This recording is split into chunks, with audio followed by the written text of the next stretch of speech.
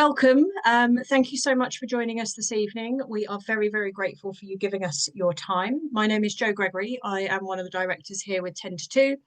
For those of you who don't know, Ten2Two are a specialist recruitment and consultative company specialising in flexible and part-time work.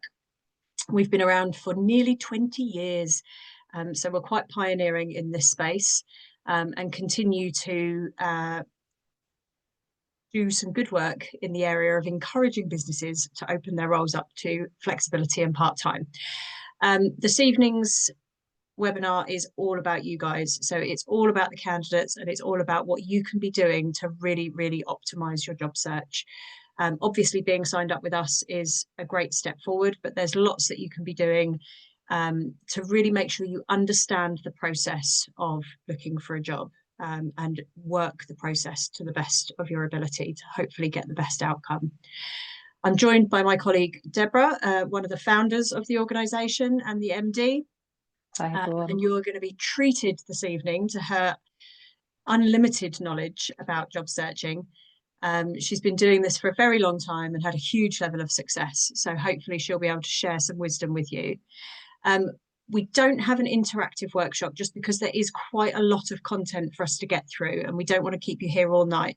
So rather than putting your hand up to ask a question or anything like that, there is a Q&A box at the bottom of your screen. You can just write your question in there and I will be behind the scenes doing what I can to answer your questions, or letting you know that we will get to those questions at the end. We have got content to get through. We are hoping to have enough time at the end for a Q&A. If we don't get to your questions, we will do everything that we can to come back to you separately. That might be in a Q&A document sent out in the coming days. If it's something particularly personal that we think needs individual attention, we will try and get in touch with you. And if for any reason you want to follow up with either of us or anyone else in the team, our contact details will be at the end and they will have been in your communications about tonight. So please do feel free to get in touch. We really do want to be able to help you as best we can. So just a couple of housekeeping things. As I started by saying, we will be sending out information in the next couple of days. That will be in the form of a Q&A document, a copy of the slides, and any additional links that we make reference to throughout the conversation this evening. So you don't have to make notes, but if you want to, please do scribble away. Ask questions in the Q&A box. Hopefully we'll have time for Q&A at the end. And I think that's it. I don't need to do fire exits, do I? And now I'll hand over to Deborah. Lovely, Jo. Thanks very much. I hope everybody is well tonight. Thank you for joining us. I know it's a weird time to do it, but we're going to be pacing through this, so hopefully we can keep your attention the whole time. I'm just not sure anyone can see me. I'm going to just try and change the view and see if that works any better. But it might mean that you're on screen, Jo, for the whole time. So there's a note coming through saying they can see you, don't worry. Oh, cool, excellent.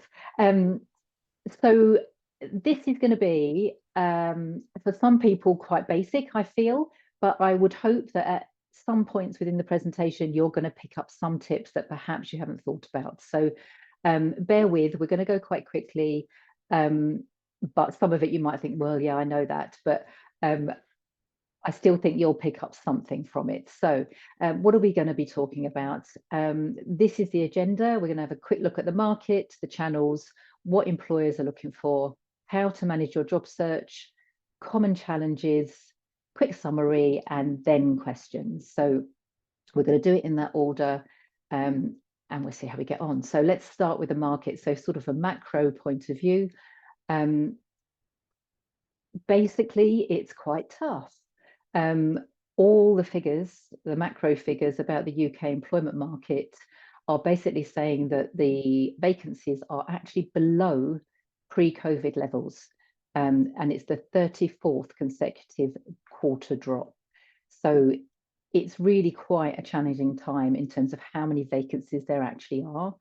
And because of the various changes, employer confidence is actually very low. Again, the lowest level recorded outside the pandemic.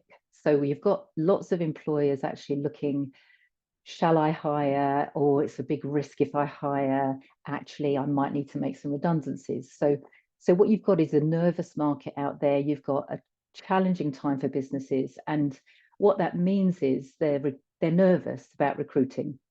And then they're even more nervous if they make the decision to recruit that they're going to get the wrong person or make the wrong choice. So it's important as a candidate you understand that, because well, you see nervousness in the process. We'll talk about that in a bit, but really your job as a candidate is to reassure businesses that you are exactly the right one. You're the star that they want to recruit. So just keep that in mind as we go through. I thought I'd just cover a few stats, because if you're new to job hunting, it can be really challenging because it's changed a lot. If you haven't been in this market for a while, it's changed significantly. And some of the numbers are a little bit scary.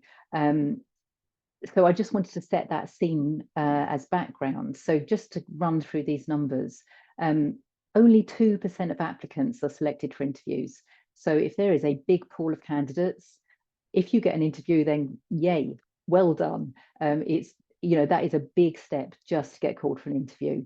On average, 6 candidates are interviewed by clients. We sometimes see more and sometimes less, but that's a good average, I think.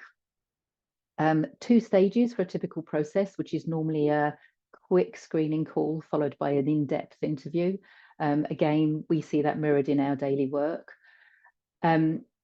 Since the pandemic, video interviewing is now so the norm. So nearly 70% of employers use video interviewing at some point in their process.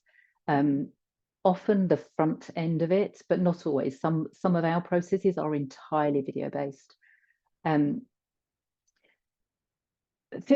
of people are rejected at first interview stage. And I know that sounds like a horrible stat, but it's just worth knowing that this is what happens within the process. Clearly, employers have to get down from a big pool of people to a small pool of people and then down to 1 candidate. So it's about understanding that that's the process an employer goes through. 12 days for feedback after an interview. I mean, I think that's really a long time. If you've been interviewed, particularly if you feel like it went well, waiting 12 days is like torture. Certainly when you're working with an agency, they will be pushing for feedback on your behalf. So it might not take that long. But if, say, you've applied to a corporate directly, I mean, 12 days is probably quite optimistic, actually. 27 days to complete the end-to-end interview process. So again, it's worth bearing in mind if you are thinking of changing jobs, or you're in a process, lots of this stuff doesn't happen very quickly. And then I'm just going to say, sometimes it happens really quickly, like 48 hours, but more often than not, it's quite a lengthy process. So 27 days is the average. So you can imagine some drag on for a couple of months. And that gets worse, actually, if you're over, say, a summer period or the Easter period when you've got decision makers away from their work. So just keep that in mind again. It's because I guess where I'm getting to is that these numbers can be frustrating. If you're in a process and you've got this sort of timeline going on, it can be very frustrating as a candidate. So it's good to know, I think. The top reason employers cite for rejecting people at interview is lack of understanding of the role. So we do a whole different webinar on how to prep for an interview, but that's a key one there, is to make sure if you're going to an interview, just make sure you really understand what the role is about. And interestingly, 40% of employers quote lack of enthusiasm as a reason for rejection.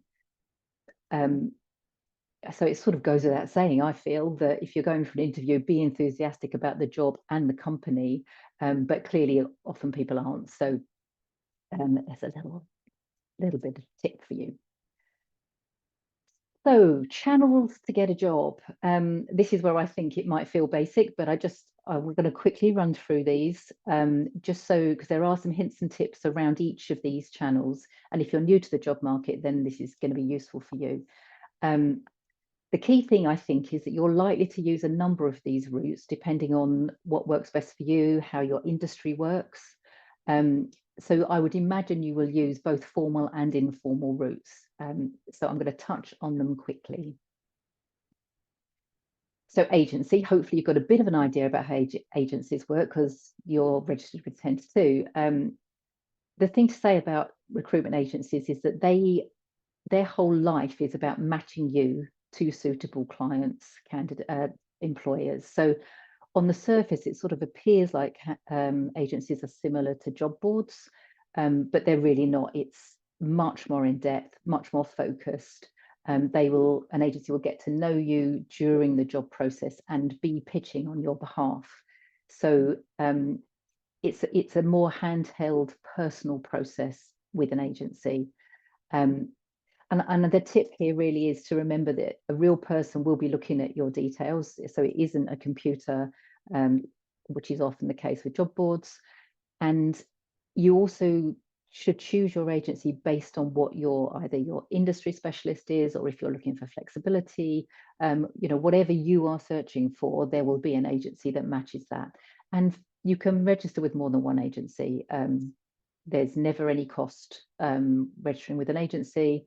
And hopefully they will all work just as hard on your behalf. So job boards. There are many job boards now of all sorts, sizes and shapes. And they can be very useful. So the key ones are those listed on the top of the slide. So Total Jobs, Reed, Indeed, CV Library, Glassdoor, not to such a great degree. And I'm sure you've probably seen them, or at least had a mosey around them. You can put in your requirements, and they're quite good now with their filters and searching. So you can search on flexibility, location, salary. And what I would say is that it's worth registering with at least 2, setting up alerts, just to see the quality and frequency of roles you get sent. The other thing about a job board, which I find quite useful, if you're not sure what you want to do, or you're looking for a change of direction, you're returning to work, anything like that, recruitment is all about matching. So you want to have the right title that matches the job you want to go for. So job boards are really good. If you start putting in the job title you think you're going for and nothing comes up, then it's not the right job title. So that's what you want to try, and you can use job boards to pin it down to how do employers describe the job I'm looking for, and then you can adjust your CV, your applications, and your searches on that basis. LinkedIn, I've separated out separately because it does act as a job board. But for those of you familiar with it, it's also a sort of a community networking site. It's easy to apply for jobs on LinkedIn. You can see how many people have applied, and you can set up alerts. There are specialist job boards. So if you're technical, engineering, a very tight discipline, then just Google what your industry or discipline is, and have a look at the job boards and see what they're showing you. And then Google Jobs, if you just type in, I don't know, financial controller, Hemel Hempstead, Google Jobs will pull everything together under one aggregation, which then frees you off into other job boards. So that's often quite a good place to start too. So tip, choose 1 or 2 just to start with, set up alerts. I think it's a really good idea to create a new email address so that you can get all your alerts and responses into that email address, or set up a rule in your email to send them all to a different folder. It's really easy to get lost in the mix, and you might miss an interview call if you're not on top of your email. Just another point on that.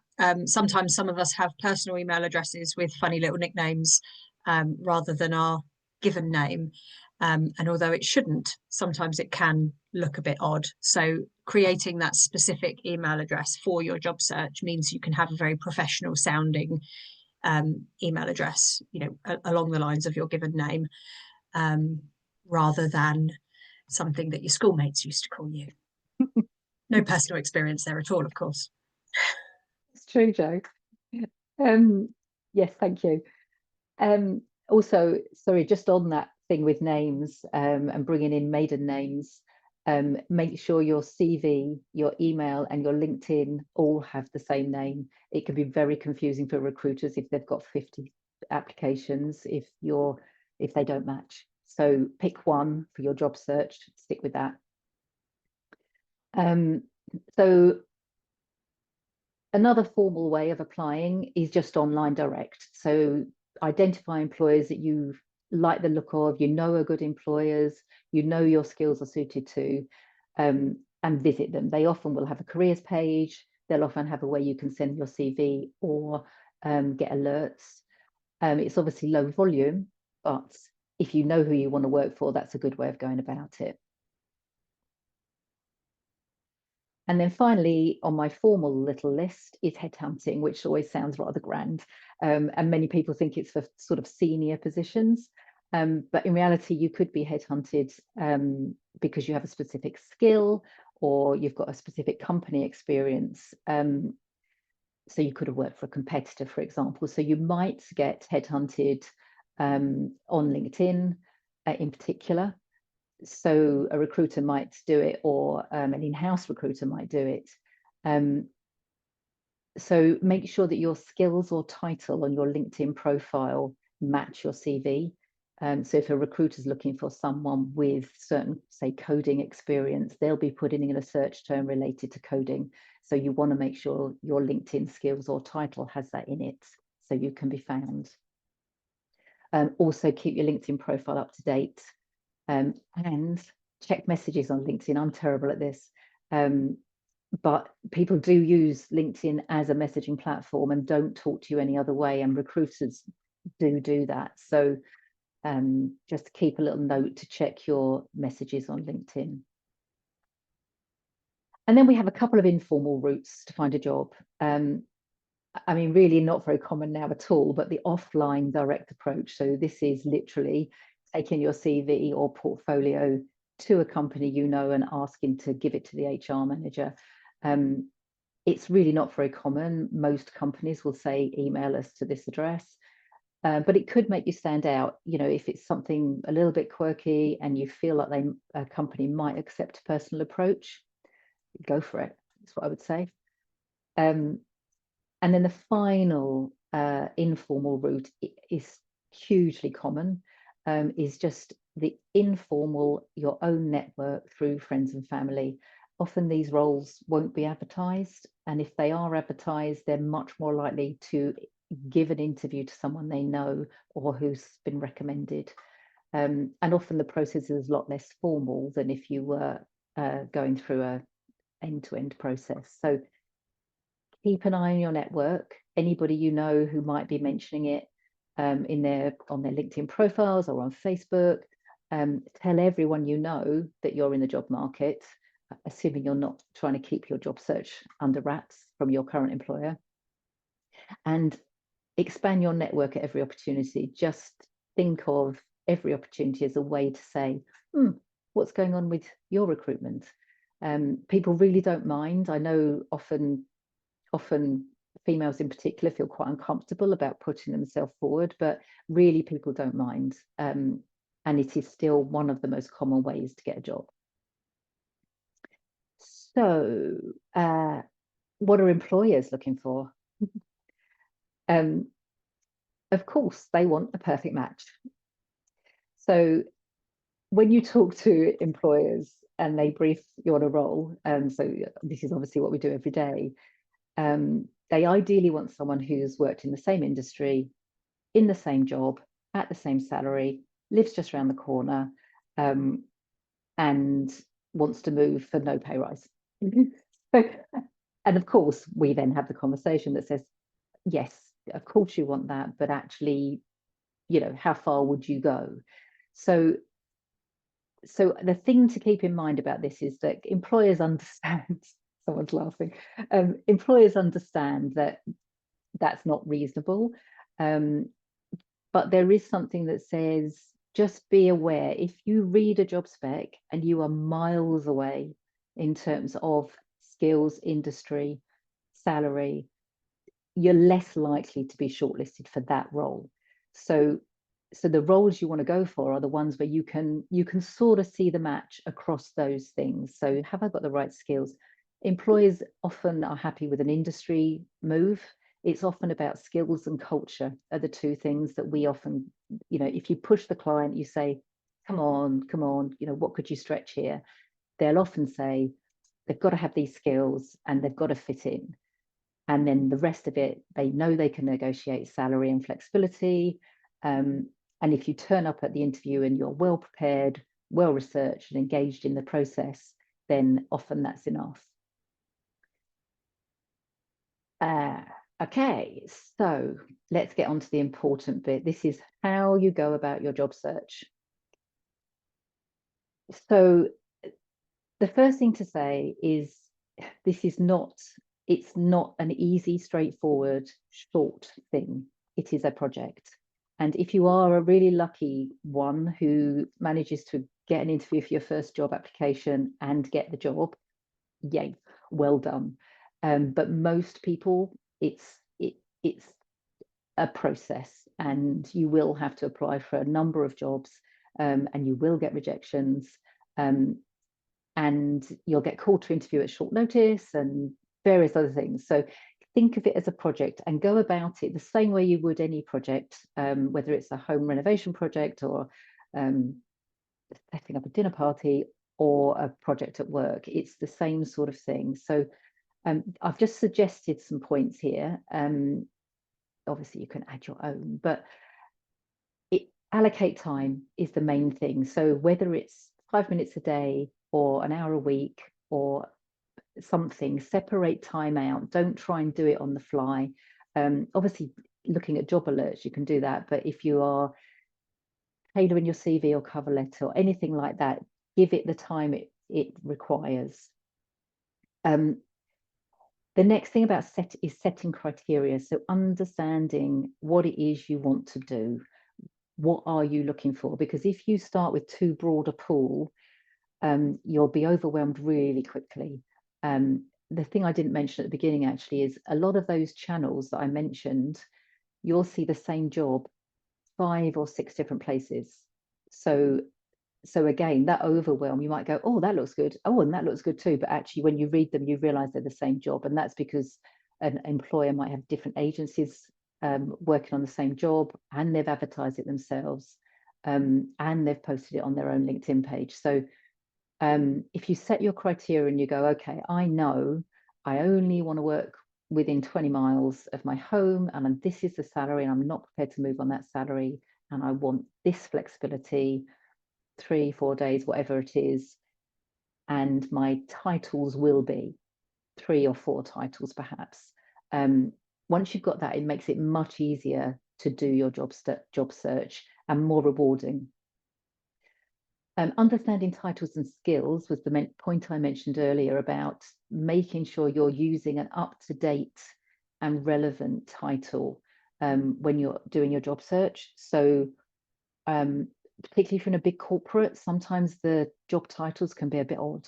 And if you're trying to move out of that corporate or that industry, might not be applicable to the wider market. So again, use the job boards as a test to see if your title pulls up the right sort of jobs that you feel you can do. Then this is our suggestion. We always suggest that you create a base CV and a base cover letter. So it's not job specific, but it's got enough about you and how you might approach cover letter so that you've got that there, and you put that in your back pocket. And then when you see a job that you love, it's not a big deal then to tailor it, because I can't stress enough how a tailored CV and a tailored cover letter boost your chances of getting an interview. And I know it feels like a bit of a slog, but if you have your base CV and cover letter, it's 10 minutes, if that. And once you've done a few applications, you'll get really good at it. So yeah, I think if there's one message I would say, tailor your CV and cover letter. I'm going back a step, register on agency and job sites. We've talked about that. Update your LinkedIn. So again, on that earlier point, make sure your LinkedIn profile matches your CV. Clients pretty much always get a CV and will look you up. So what you don't want is any anomalies. You don't want gaps on your LinkedIn profile that aren't on your CV. You want the skills to match, you want the companies and timeline to match. So yeah, it's a check. And once you've done it once, again, you don't need to worry about it. Then reach out to your network. So once you're in a good place, you've got your CV and your cover letter sorted, you can reach out. Because if someone says, oh yeah, hi, come in or send me your CV, you're ready to do that. And then keep track and follow up. So maybe, depends how you like to do this, but a spreadsheet or notes on your phone. You want to literally think of this as a project. So I would recommend you have a spreadsheet. Every job you apply for, you keep a copy of the job description, because the other thing that happens is you can apply online, and then by the time you get called for an interview, the job spec's not there anymore. And you may or may not be able to get a copy. So it's always good to keep a record of when you applied, what the job title was, and the job spec. And then you're well prepared. And follow up. So if you can, again, I know you can't always, if it's via a job board, it's unlikely you're going to get an email or a contact name. But if you have, after a week or so, just checking you received my application, I'm really keen. And follow up again in a week's time. If it's something you really want, be like a dog with a bone. It really does make a difference. You're just bringing yourself above the rest of the pile. And within all of this, remain patient and positive. We're going to get onto the next slide. You'll see why I say that. But if you can manage it like a project and you understand it is a project and you're patient and positive, then you'll be able to keep your enthusiasm up.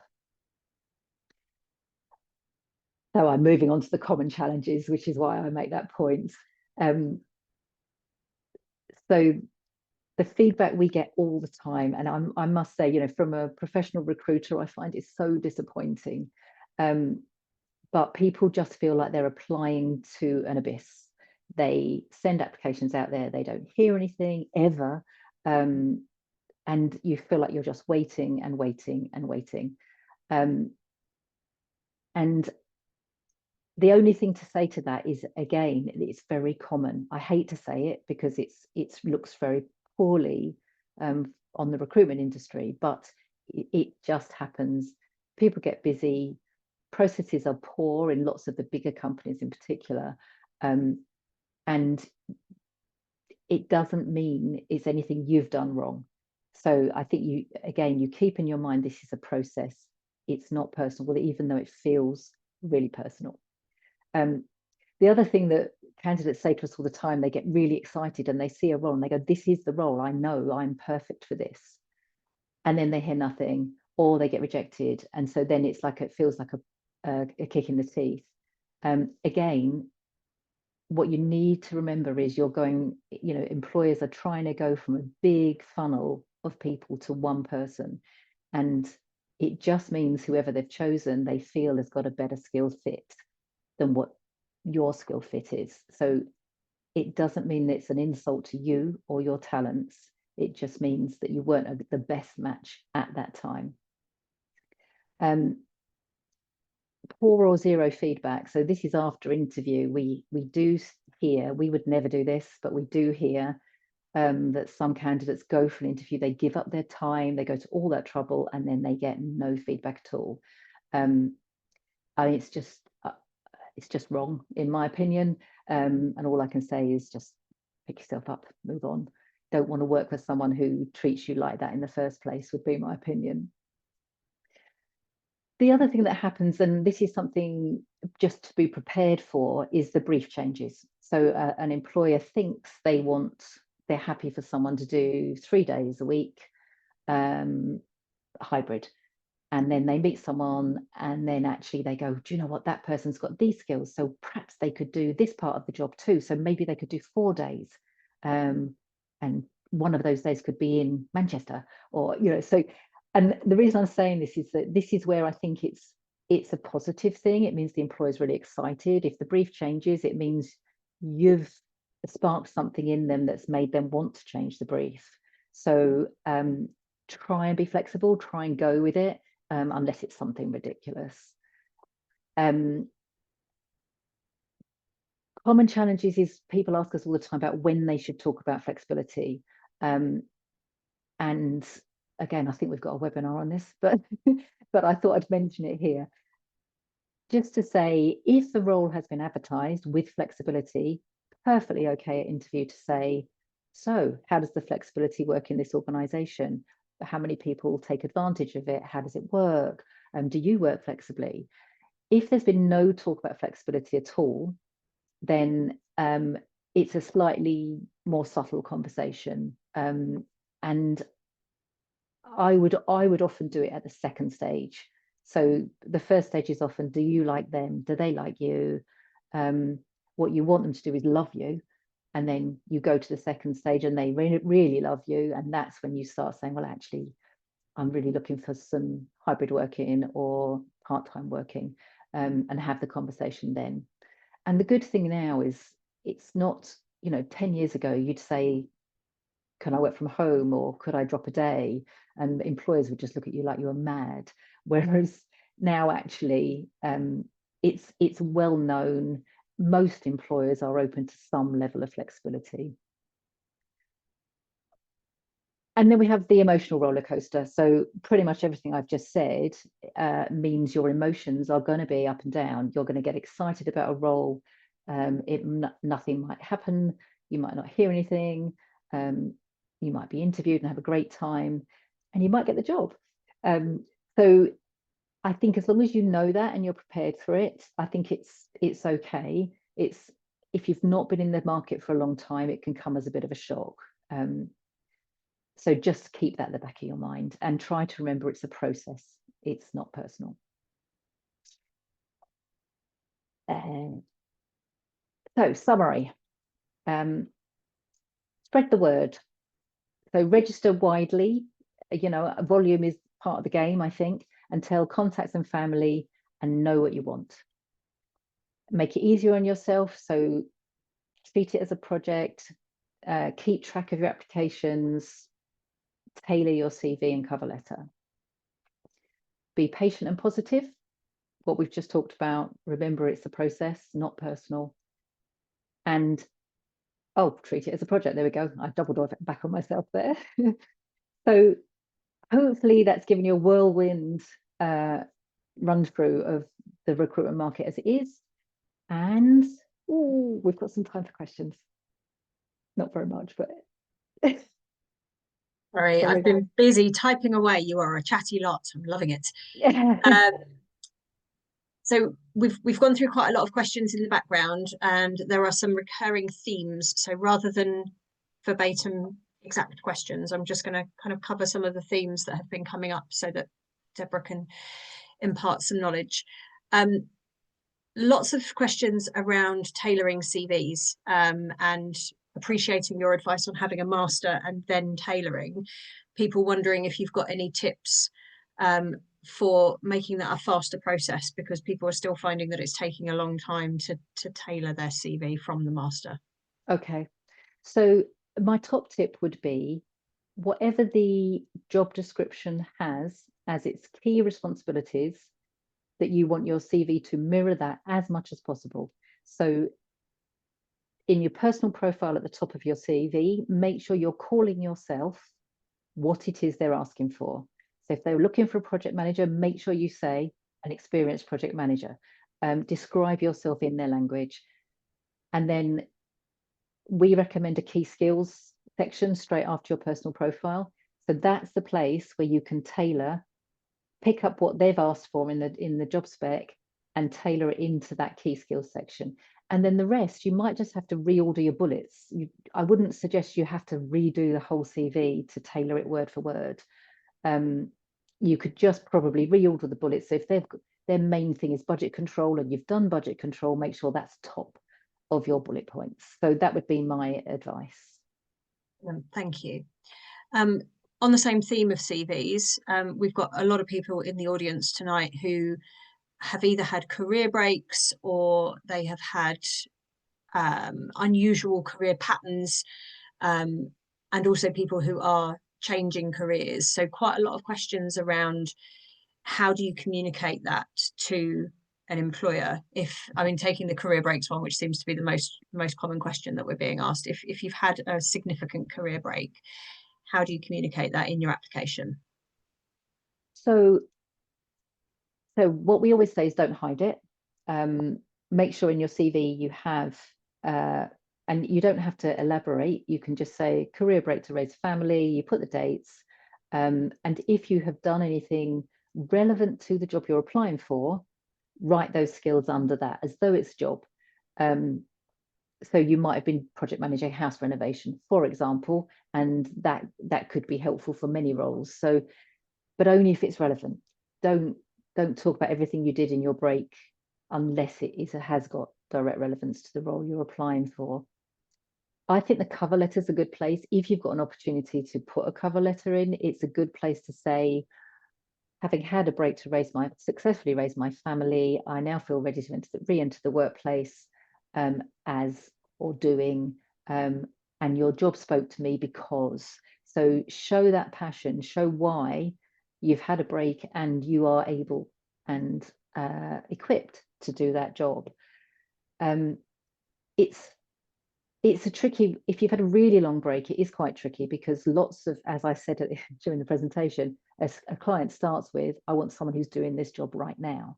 So if you've had a really long break, explain, if you're going for a job that's, say, lower level than you left the workplace at, explain, having been out of the workplace, I want to reignite my skills, use all my experience, but understand I will be starting at a more junior level.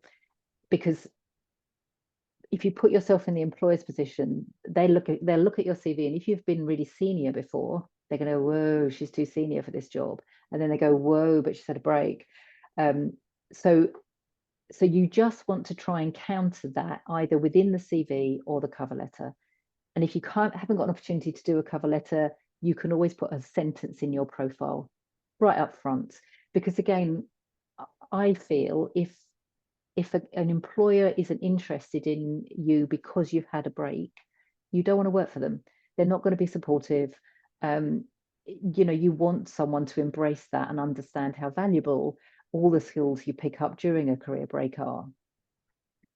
Really, really good advice. The other thing that I've heard anecdotally is working quite well recently. If you're not going through an agency who would obviously be doing this on your behalf, but if you are going directly, it's using LinkedIn or similar to figure out who the hiring manager is and actually dropping them a note directly and explaining your situation and kind of demonstrating your enthusiasm for the role that way. Sometimes it will land on deaf ears. As Deb said, there is unfortunately a pattern at the moment of people not being responded to, but it can be a really, really great way to make yourself stand out in the crowd and make sure that your CV doesn't end up on that maybe or heaven forbid the no pile. There is a brilliant question that's come through, which I really want to just squeeze in before we finish, because I think it's really relevant to the different routes that you were talking about with job searching. And it's somebody asking how to tell the difference between a job board and an agency, because some job boards feel like they are an agency, but in actual fact, they are job boards. So have you got any tips for being able to identify what's what? I think from the tone of this person wants to be coming to an agency for additional support, but is finding themselves applying through job boards. Okay. So yes, it's a good point. Agencies do advertise on job boards, and that's why you'll see jobs multiplied through looking through different routes. I mean, the quickest way is to just Google them. I mean, if you don't recognize the brands, and the language actually should also give it away. So for example, if we were advertising on a client's behalf, we talk about our clients, they, them, there's never any ours. Whereas if it's somebody recruiting directly, they will tend to say, our mission is, our values are, and they talk about us. So there's two things there. Either just quickly Google whoever's saying they own the job, and secondly, check out the language. Brilliant. Perfect. Thank you very much, Deborah. That was an amazing whirlwind tour of how to go about finding a job. Hopefully, audience, this evening you found some useful nuggets in there. We are always available. I am very aware that there are a lot of questions still in the Q&A that I haven't had the chance to get back to. We will do our best to come back to you over the coming days. If you are down as an anonymous attendee and you want a personalised response, then maybe drop Deb or I a quick email with your questions separately. Thank you for all your lovely little emojis coming through. It always makes me smile. It's lovely. We will follow up in the next couple of days with a recording, with Q&A. If you don't get the recording for any reason, it will be available on YouTube. We run many, many other webinars. So a lot of the questions that have come through have been more specifically around CV writing or interview skills, going into much deeper subject area within that job search. We've got a multitude of other webinars that are pre-recorded and available on YouTube or through our website. And do keep your eye on your email for more fresh content coming your way. Thank you again. I won't keep you any longer. Cool. Have lovely evenings. Bye everyone. Thanks.